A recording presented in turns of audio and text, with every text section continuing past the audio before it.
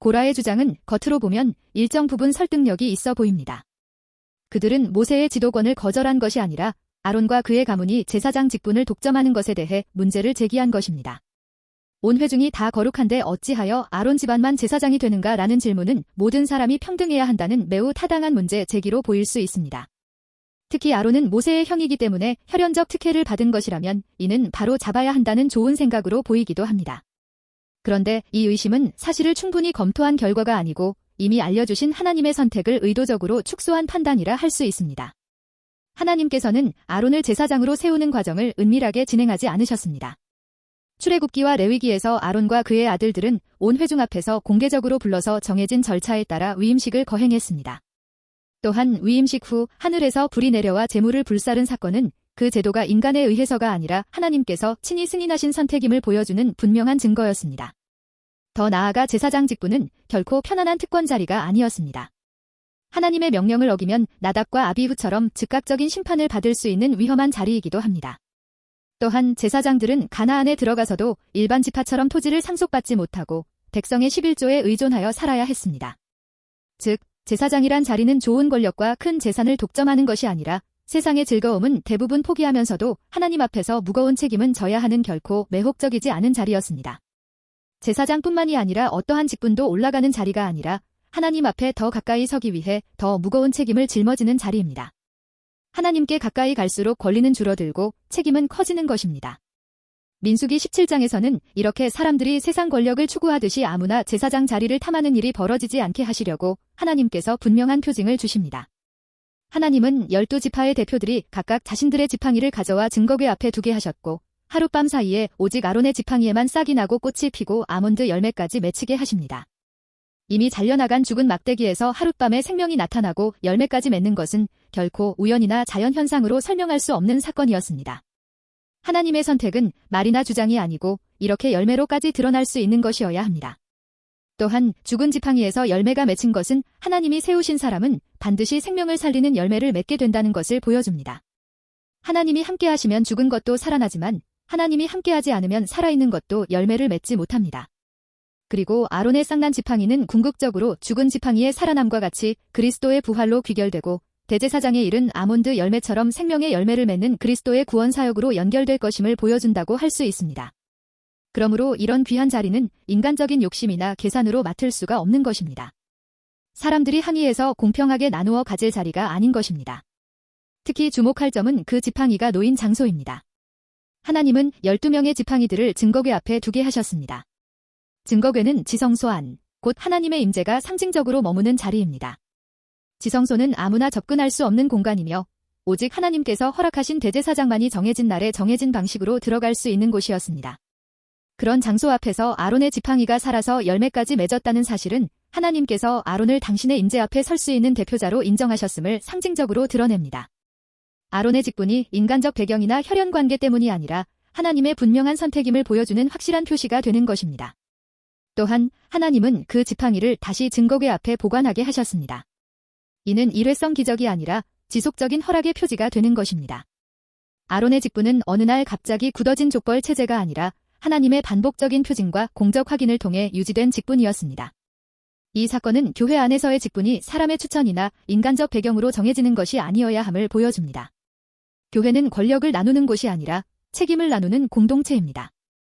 직분을 맡은 사람은 이를 권리나 명예로 여기기보다 책임과 섬김으로 받아들여야 합니다.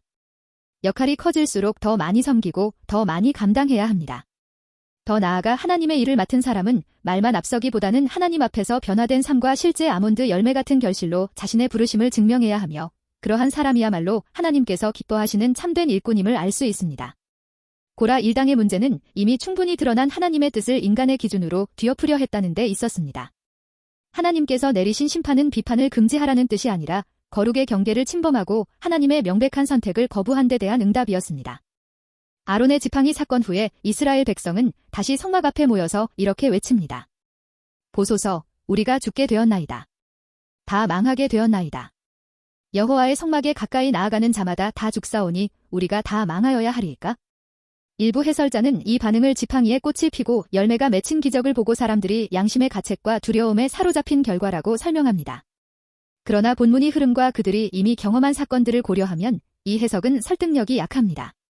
이스라엘은 홍해가 갈라지는 장면을 보았고 하늘에서 만나가 내리는 기적을 경험했으며 반석에서 물이 솟는 사건 등을 반복적으로 체험한 공동체입니다. 그런 사람들이 나뭇가지에 싹과 꽃과 열매가 난 것을 보고 갑자기 집단적 공포에 빠졌다고 보는 것은 자연스럽지 않습니다. 그들의 외침을 이해하려면 지팡이 사건 직전에 일어난 대량 사망 사건을 먼저 보아야 하지 않을까 합니다.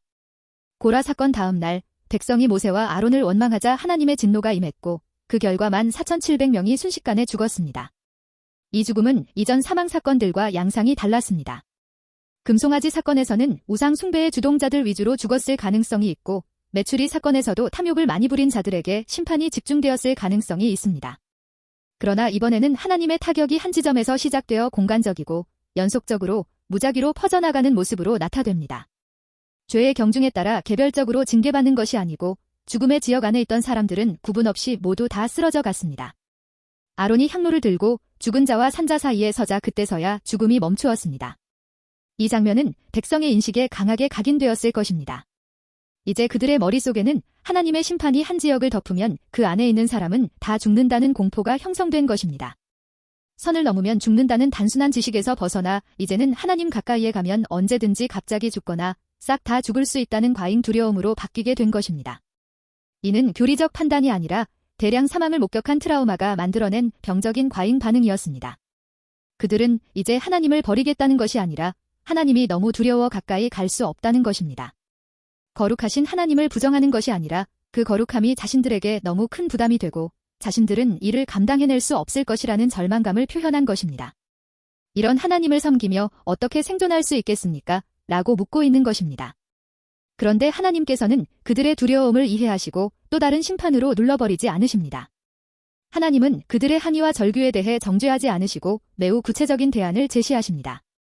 그것이 바로 민수기 18장의 내용입니다. 여기서 하나님은 새로운 규칙을 만들기보다 이미 출애굽기와 레위기, 그리고 민수기 초반에 주셨던 질서를 다시 정리해 주십니다. 일반 백성은 성막들까지, 레위인은 보조 직무까지, 제사장은 성소까지, 대제사장은 지성소까지 나아갈 수 있는 단계적 접근 구조를 분명히 하심으로써 백성들이 막연한 공포 속에서 죽음을 염려하지 않도록 하신 것입니다. 하나님은 성소와 관련된 죄책은 제사장이 담당하고 레위인의 직무에서 발생하는 책임은 레위인이 맡는다고 반복하여 선언하시며 우리가 이유 없이 죽는 것인가? 라는 백성의 두려움에 직접 답하십니다. 즉, 하나님은 단순히 가까이 오지 말라고 금지하시는 것이 아니라 이 질서 안에서만 나아오라고 길을 다시 보여주신 것입니다. 동시에 하나님은 제사장과 레위인의 직분이 인간적인 기준으로 볼 때에 특별히 좋은 것이 아님을 분명히 하십니다. 그들은 성막과 관련된 죄책을 대신 짊어지는 자들이며 하나님께 가까이 나아가는 대신 더 큰 책임과 위험을 감당해야 하는 존재입니다. 더 나아가 그들은 이스라엘 가운데서 땅을 기업으로 받지 못하고 재산을 축적하지도 못하며 하나님께서 공급하시는 것에만 의지하여 살아야 함을 다시 알려주십니다. 결국 이 직분은 권력이나 이익을 위한 자리가 아니라 책임과 희생을 전제로 한 부르심이라는 것입니다.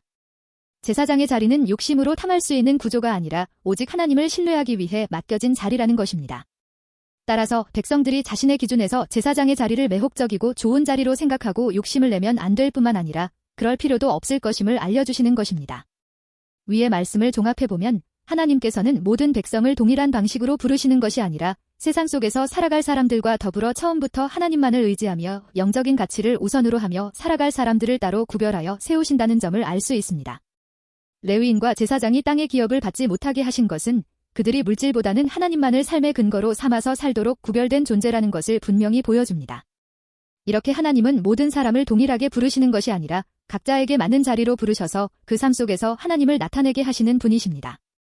우리는 세상 일에서도 그렇지만 특히 교회 안에서만은 좌우를 돌아보지 말고 각자 처한 위치에서 자신의 일에 최선을 다하여 하나님을 기쁘시게 하는 삶을 살 수 있어야 하겠습니다.